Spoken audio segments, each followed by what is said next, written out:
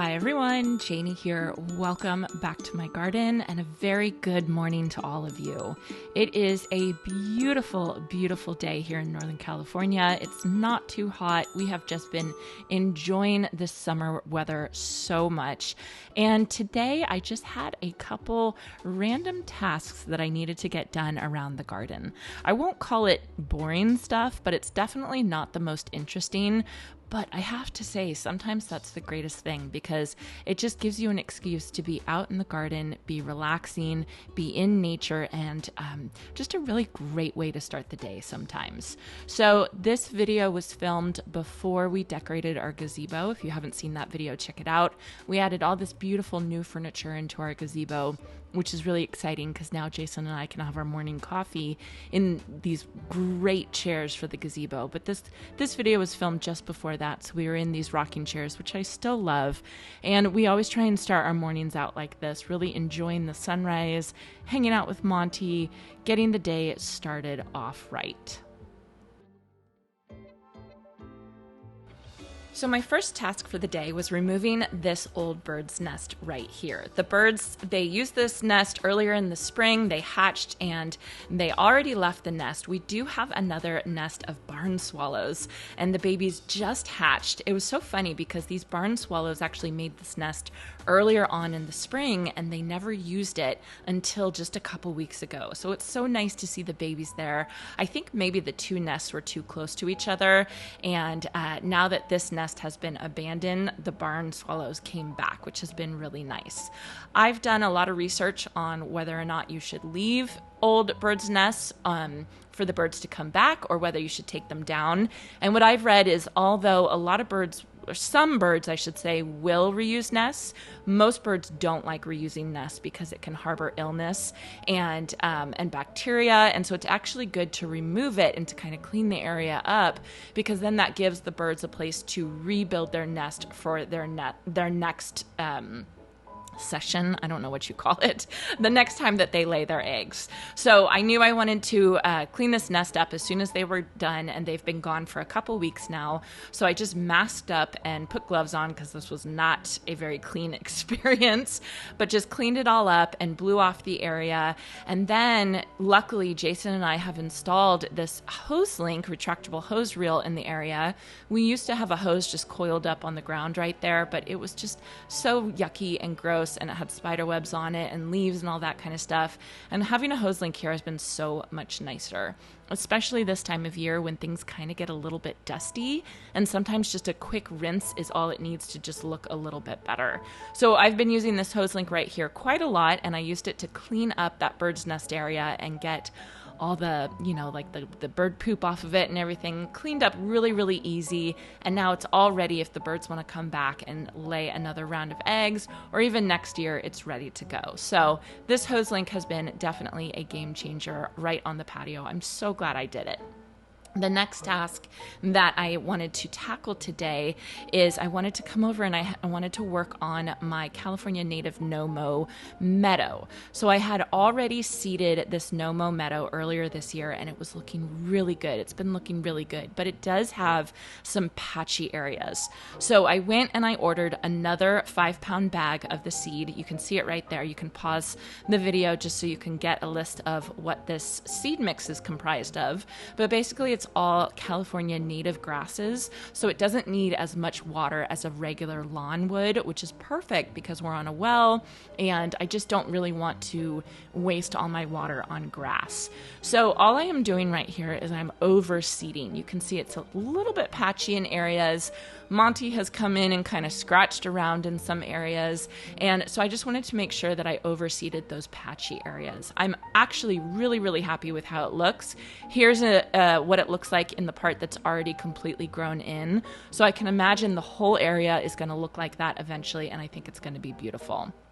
So then I have this hose link attachment that is an oscillating sprinkler, and that's how I've been watering this meadow, one, right after I seed it, because when you seed grass, you want to make sure it stays nice and moist, that it doesn't dry out so it can germinate and grow. So we've actually been running this sprinkler about 3 times a day, and it's been working really, really well.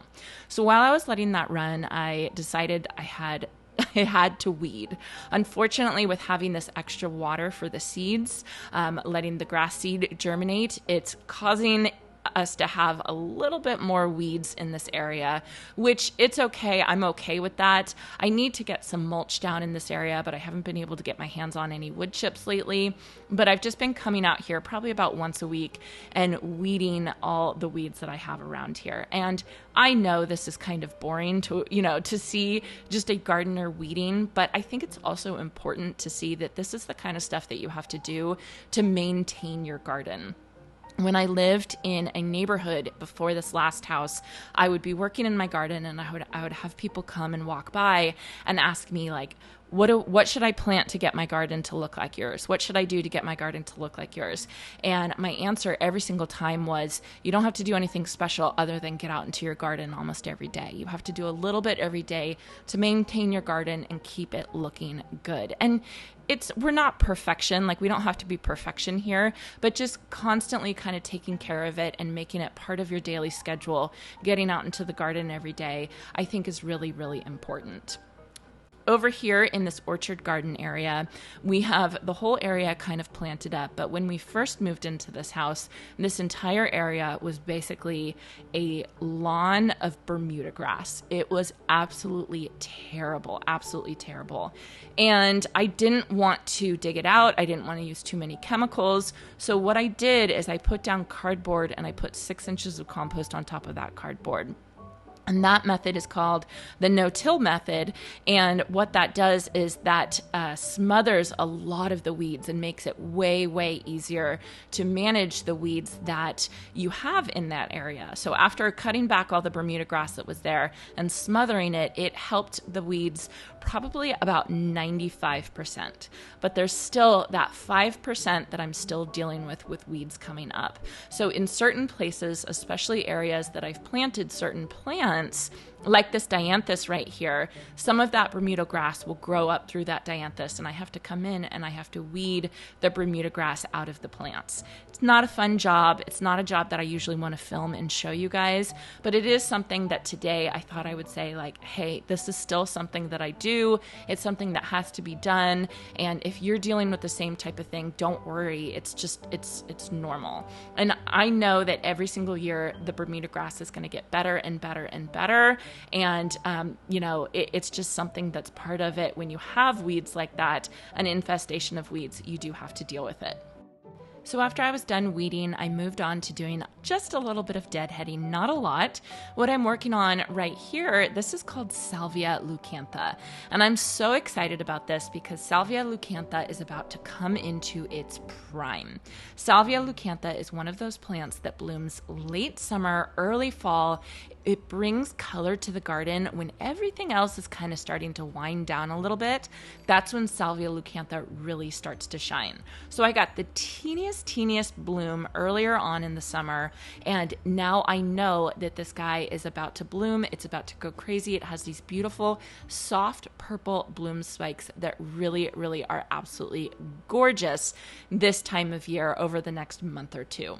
So if you don't have Salvia Lucantha in your garden, I really recommend getting it.